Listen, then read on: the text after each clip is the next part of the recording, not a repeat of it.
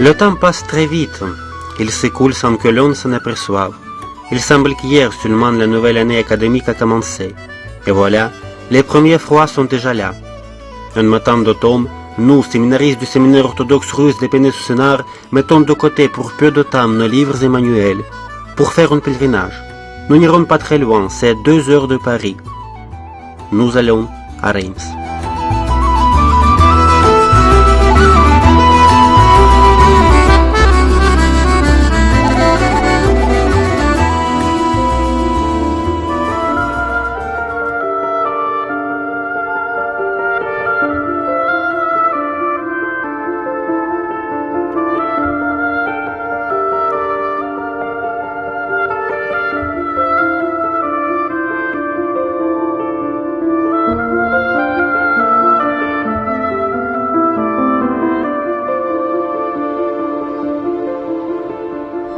Reims est situé à l'est de la France, au pied des plateaux élevés à la rive droite de la Vesle.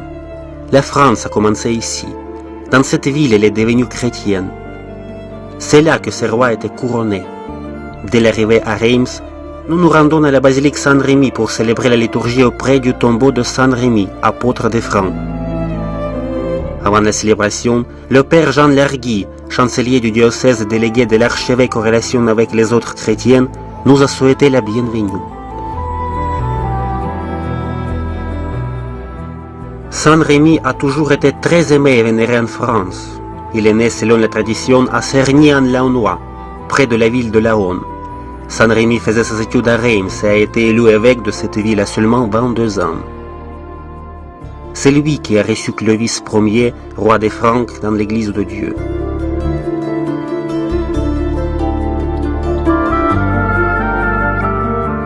Un jour de Noël, dans les dernières années du 5e siècle, Saint-Rémy baptise Clovis et 3000 Francs avec lui. Un chroniqueur raconte un miracle qui a eu lieu au cours de ce baptême.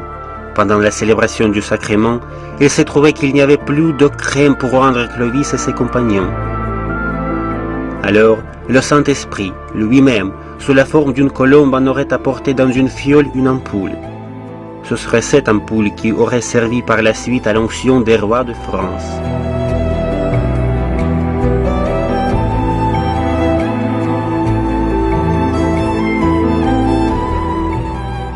Après avoir célébré la liturgie, nous allons en procession auprès de la magnifique châsse contenant les reliques de Saint-Rémy pour chanter un tropère et un mégalinaire en son honneur.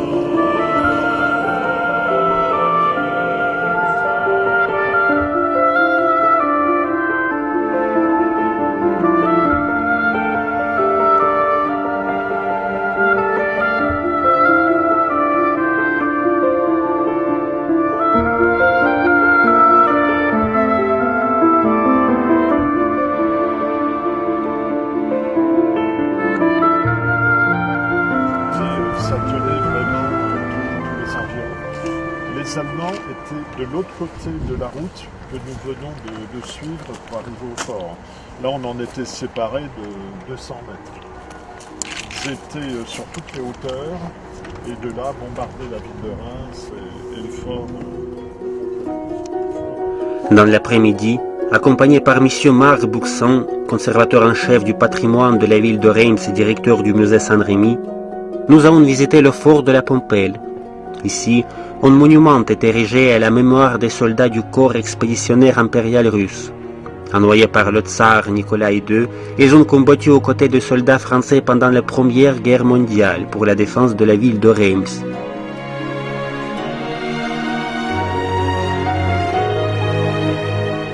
Pendant 4 ans, les troupes allemandes ont tenté en vain d'occuper le fort. La défense franco-russe a résisté avec succès aux bombardements aériens, aux attaques chimiques et aux chars de combat.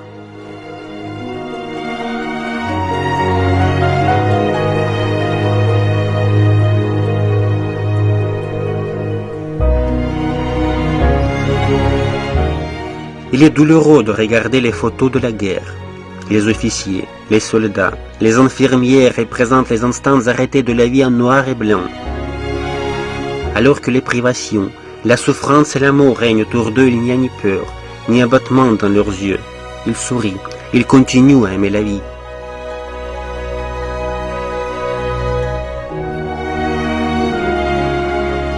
pour ceux qui méprisaient la lâcheté et la trahison, pour qui l'honneur et la vaillance n'étaient pas un son vide, qui combattaient jusqu'au bout au nom de la patrie et de l'amitié.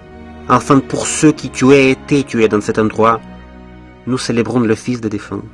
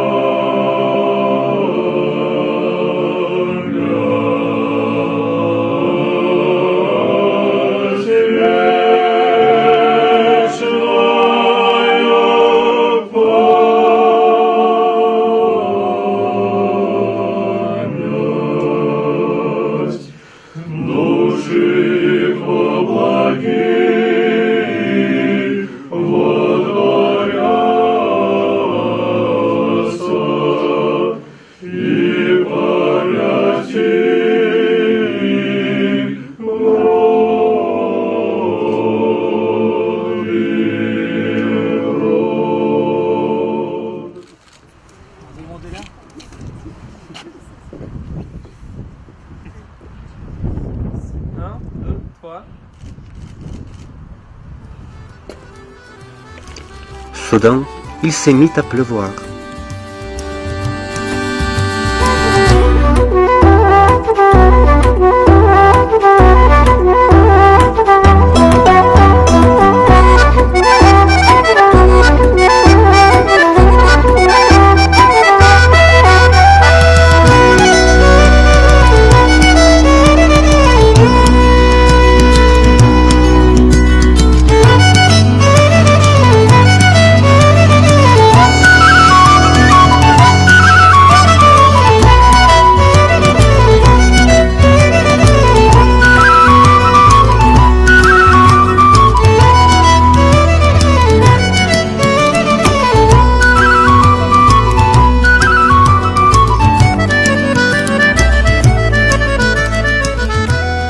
Mais, malgré le temps défavorable, nous nous sommes rendus à la cathédrale Notre-Dame de Reims. Ce chef-d'œuvre d'architecture gothique frappe par sa beauté et sa grandeur. Elle a été achevée au XIVe siècle. 2303 statues des saints bibliques des rois et des reines d'Israël ornent sa façade.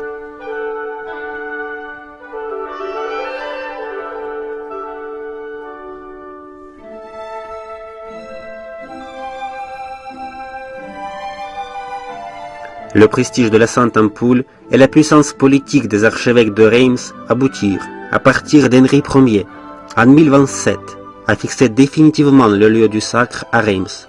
Tous les rois de France se sont fait sacrer dans cette cathédrale.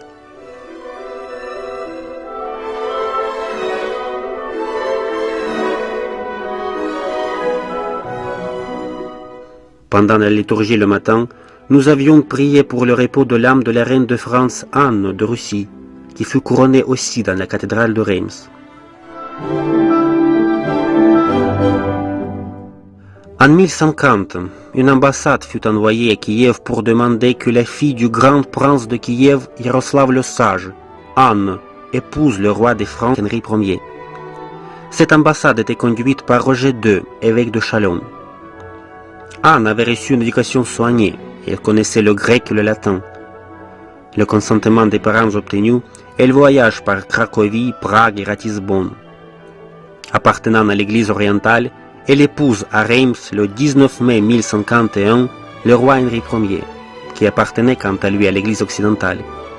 Ces deux églises forment encore pour quelque temps une seule et même église du Christ, malgré la diversité des rites.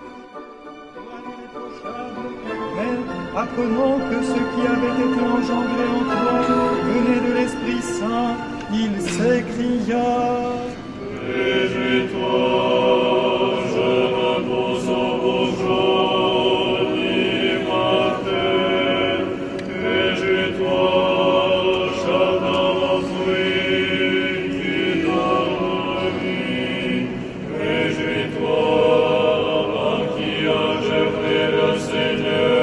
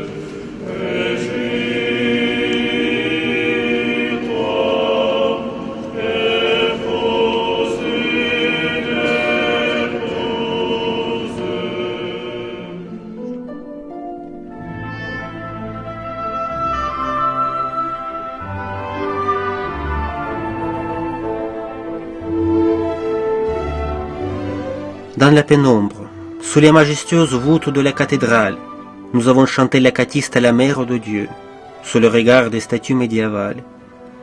Il est difficile d'exprimer les émotions qui nous remplissaient alors. Il semble que le temps s'est arrêté dans cet endroit. Encore un instant et toute cette beauté et grandeur redeviendront chair et sang. Nous ne savons pas si ce monde en pierre se réveillera un jour, après un long sommeil. Mais nous sommes sûrs que si un pays possède une âme, alors sans doute l'âme de la France se trouve à Reims.